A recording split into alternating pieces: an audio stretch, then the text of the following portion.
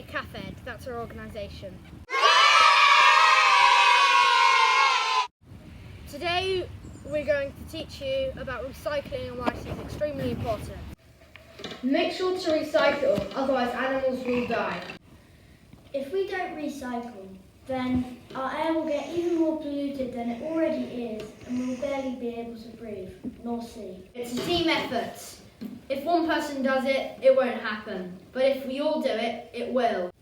Recycling saves energy. How do you feel about recycling? I think it's good because instead of all of the plastic materials going to waste in the sea, which causes pollution, kills animals, it's reused, which is also helpful because that means we don't have to make more plastic because the customers will stop buying plastic because they don't need it because there's recyclable materials, and then the manufacturers will stop making plastic, and then everything will be recyclable.